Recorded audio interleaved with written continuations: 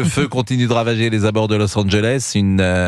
Et information absolument dramatique, les principaux incendies restaient hors de contrôle hier soir dans la mégapole californienne. On recense désormais au moins 10 morts. Vous avez peut-être vu ces images qui sont absolument sidérantes. Et nous sommes en ligne avec un auditeur qui s'appelle David, qui a 45 ans et qui est à Los Angeles depuis 2008. Il est à Altadena, précisément, qui est une banlieue de Los Angeles. Il travaille au lycée international de Los Angeles. Il a 2 enfants, 12 et 16 ans. Et je crois que la maison de David a brûlé. David est en direct avec nous. Il est 11h07 chez nous. Je pense qu'il doit être 10 heures de moins ou 11 heures de moins à Los Angeles. Bonjour David. Oui, bonjour Pascal. Quelle heure est-il à Los Angeles ? Écoutez, il est 2h, il est 2h05. 2h05. Alors, où êtes-vous en ce moment ?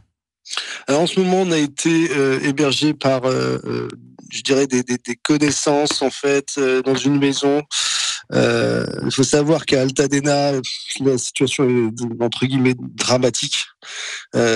Tellement de maisons ont brûlé, c'est une catastrophe. C'est véritablement une catastrophe. On a des milliers de maisons ont brûlé. Il y a 40 000 habitants, des milliers de maisons ont brûlé. C'est apocalyptique. Sincèrement, c'est incroyable. J'ai jamais vu ça de ma vie. J'aurais jamais cru que j'allais voir ça de ma vie. Ça dépasse l'entendement. Est-ce qu'il y a des raisons objectives à cela ? Parce qu'on entend tout, évidemment ici en France. Alors on entend le dérèglement climatique, bien évidemment. Il n'a pas plu à Los Angeles, ou très peu depuis des années. Mais il y aura également une volonté de la maire de Los Angeles de ne pas avoir imaginé des solutions pour contrer le feu. Est-ce la réalité ? C'est difficile de répondre à cette question. Moi, ce que je vois, c'est que tout simplement, en fait, il y a eu un vent, mais tellement, mais fort. Et vous savez, il faut savoir qu'à Los Angeles, il y a beaucoup de lignes électriques qui ne sont pas souterraines comme en France. Il y a beaucoup de lignes qui sont, sur des pôles, vous voyez, qui sont en hauteur. Et effectivement, s'il y a la moindre tempête, si une ligne tombe, et bien entendu, ça peut créer un incendie. Et je pense que c'est, par exemple, pour Altadena, le Eaton Canyon Fire, je pense que c'est ce qui s'est passé. Bien sûr, il n'y a pas de spéculation, mais il y a de grandes chances que ce soit ça. Les infrastructures sont différentes de celles de la France. Qu'est-ce qui s'est passé exactement quand ça a brûlé ? Quand ça a brûlé, en fait, vers 21h, 22h, on a commencé à Altadena, on a commencé à voir de la fumée. Il y a énormément de vent. Hein. Ça a commencé à être bien soufflé, je pense dans l'environ de 70-80 km/h. Mais là, c'était malheureusement que le début. C'était mardi soir vers 21h, 22h. Et personnellement, donc ma belle-sœur, en fait, voyant qu'il commençait à y avoir de la fumée, est partie avec mes enfants. Ma femme n'était pas présente à Los Angeles, elle était en voyage d'affaires au Dallas. Et nous, ça a été, donc en fait, voilà, je leur ai demandé de partir essentiellement pour des questions de qualité de l'air. On n'aurait jamais imaginé de ce qui allait se passer. Et ce qui allait se passer, en fait, c'est tout simple, c'est que vers 22h, donc voilà, mes enfants sont partis, je leur ai demandé de partir une dizaine de kilomètres, là, à l'endroit où une amie nous a hébergés. Une amie d'une connaissance, c'est dingue parce que vous perdez tout et vous allez chez quelqu'un que vous connaissez pas, qui est une connaissance d'une connaissance. Moi personnellement, là, tous mes amis que je connais, mais on a tous perdu notre maison, quoi. J'ai une vingtaine d'amis, on est 19 à avoir perdu notre maison, à avoir vu notre maison partir en feu. C'est la réalité du terrain. Et vous n'avez évidemment alors tous les souvenirs dans ces cas-là. Je vais vous poser peut-être des questions qui peuvent vous surprendre, mais est-ce que vous tentez de partir avec ne serait-ce que parfois un objet, une photo, des choses comme ça? On est tous attachés parfois à cela, ou est-ce que vous n'avez même pas eu le temps? Écoutez, en fait, déjà, ce qu'il faut se dire, et c'est dingue, c'est que le feu est arrivé, mais est arrivé vraiment rapidement. Et en fait, nous, à 22h, 23h, on voit qu'il y a de la fumée, on se dit, ok, ça sent mauvais, il y a du vent, bon. On n'imagine pas comment ça peut arriver. On n'imagine pas en l'espace de 3 à 4 heures, le feu va être à votre porte, vous voyez. Et donc, en fait, à 3 heures du matin, moi, je reçois un SMS d'évacuation. Je sors dehors et là, je vois à 800 mètres, je vois la montagne. Bon, restez avec nous évidemment, David, parce que votre témoignage est saisissant. Il est 11h17, le feu continue de ravager les abords de Los Angeles. On est avec David. Et David a tout perdu, si je comprends bien, David. C'est-à-dire que votre maison, il n'en reste rien. Ah, mais là, il n'y a plus rien du tout. Rien du tout, c'est une catastrophe. J'ai pas les mots. J'ai montré des photos sur Facebook et Instagram, mais les gens n'en reviennent pas, quoi. C'est incroyable de dire qu'une maison peut partir en feu, en fumée et de ne plus rien avoir. En l'espace de boum. On peut donner votre nom sur Instagram ou il est anonyme pour que ceux qui nous écoutent, s'ils ont envie de voir, je le dis aussi à Olivier Guénec. Je vais la publier, je l'ai la vidéo. Vous l'avez, alors publiez-la, etc. C'était une belle maison que vous aviez, David ? Moi, j'avais une maison de 125 mètres carrés en banlieue. C'est une maison vraiment on va dire de classe moyenne. Hein. Mais c'est ça le truc, c'est que moi j'ai bossé toute ma vie, comme beaucoup de Français. Vous êtes professeur là-bas, c'est ça ?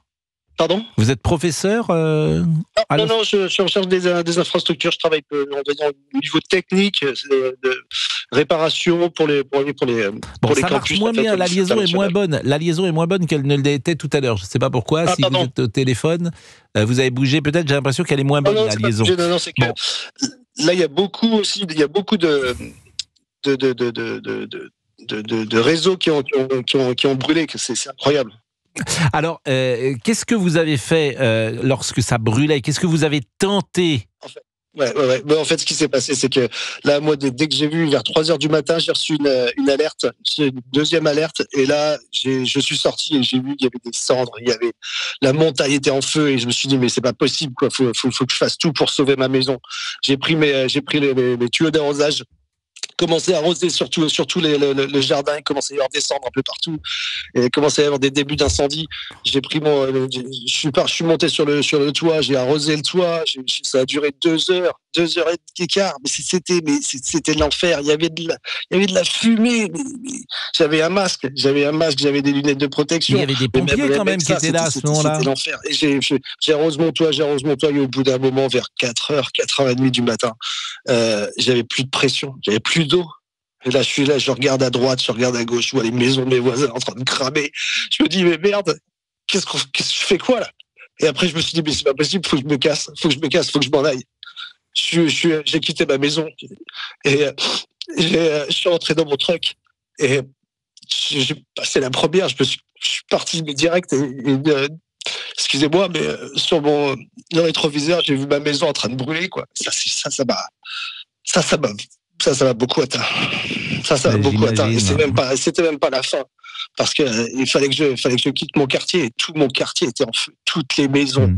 Il n'y a pas une maison qui est restée. Et j'ai eu vraiment de la chance. Parce que... Mais c'est ce que j'allais vous dire. C'est-à-dire que dans votre malheur, évidemment que c'est un drame de ce que vous vivez. Mais vos enfants sont vivants. Vous êtes vivant. Votre femme est vivante.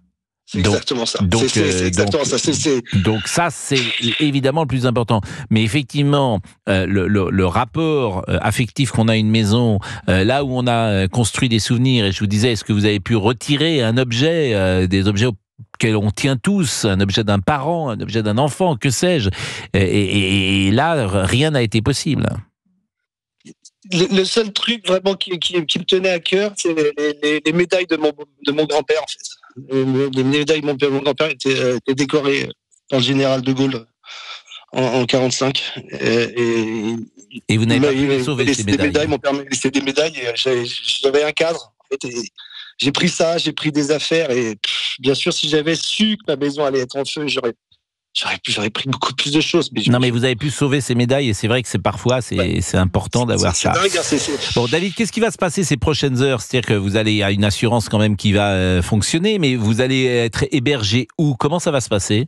Là, pendant quelques jours, on est hébergé en fait parce qu'en fait, c'est pas ça, c'est qu'imaginez. Moi, j'avais ma femme a grandi dans cette ville. Sa mère a une maison, ma belle-sœur a une maison. La maison de ma belle-mère a brûlé. La maison de ma belle-sœur a brûlé. Tous les gens que je connais, leur maison brûlée. Votre famille est américaine. Pardon ? Votre femme, elle est américaine. Ma femme est américaine, oui, tout à fait. Ouais. Et le côté de Beverly Hills, là où sont les maisons également des personnalités parfois les plus célèbres, Rodeo Drive, UCLA, est-ce que tout cela a brûlé ou est-ce que ça a été épargné par le feu ? Moi, je vous dis un truc, hein, ça c'est la dure réalité du terrain. Moi, j'ai pas vu, j'ai vu beaucoup de pompiers, mais moi, il y a personne dans mon quartier. Il y a eu aucun pompier dans mon quartier. C'est pas une critique. Il y a tellement de maisons qui étaient en feu. Après, mais le centre de Los Angeles, Rodeo Drive, il y a peut-être plus d'infrastructures, pas d'infrastructures, mais plus de moyens. Le centre de Los Angeles que tout le monde connaît, puisque Pretty Woman, la fameuse séquence, c'est sur Rodeo Drive. Mais UCLA, qui est la grande université américaine, elle est quasiment au cœur aussi de la ville. Est-ce que tout cela a été épargné ou est-ce que tout cela a brûlé ? Je pense que UCLA a été épargné quand même. D'accord. Bon, écoutez, merci de ce témoignage tout à fait